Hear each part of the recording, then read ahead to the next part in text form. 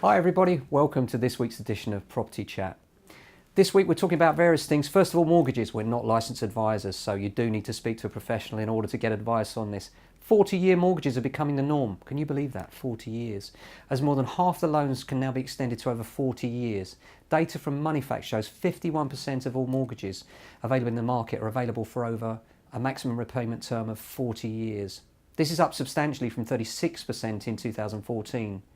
By contrast, just 3% of the deals require borrowers to repay what used to be the norm back in my day of 25 years. So it's quite significant, that, and just goes to show how lenders are adapting to allow people to purchase properties. As much as they can be tight in some ways, they're still looking to do business and they're still looking to trade with people. That's why there's so many competitive rates out there right now.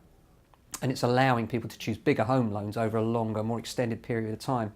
Although they've been more expensive in the long run, it does allow people access to the prices that have to be paid these days. Now, another matter regarding finance. Standard Life have teamed up with Retirement Specialist Age Partnership to enter into the equity release market. Basically, Susie Logan from Standard Life said that they've decided to do this partnership as they're seeing more and more people wanting to access their life savings in different ways. And you know, we're quite often finding this as well. Sometimes we go and see people and they say, well, I don't really want to move, but I need to move for financial reasons. And sometimes equity release can be a good solution for those people. It's not for us to sell that to you. We're not licensed advisors. You need to get independent professional advice. But it can be a good option for someone who thought that they were considering actually selling their property and doesn't necessarily need to. I've had about 5 such visits this year, and it's always lovely to be able to say to somebody, look, you don't actually have to do that. Quote of the week this week comes from me, from Relaese, the French minister, who said that she's named her cat Brexit as she's not sure whether he wants to go in or out when she opens the door. I thought that was funny. But as far as the market's concerned, what we're finding is generally quite busy. The weather got in the way last week. Now the weather's abating a bit. We're finding we're quite busy on lettings. We're very busy on sales. Many offers coming in now at the mid-ranges, which we like, especially around the 400,000 mark, which is encouraging. Last week we were leaning more towards the offers around the 600 plus mark. So certainly it's boding well for the spring season, given the uncertainties of Brexit and the mass frustration we all have around that.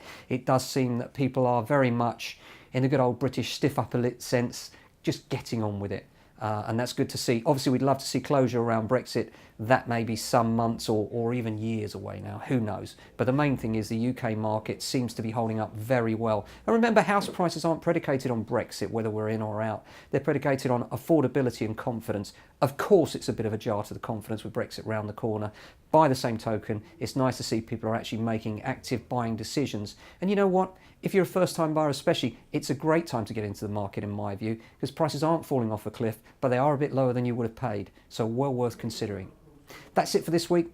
Hope you liked the video. If you do, please like and share, and we'll speak to you again next week. Take care for now.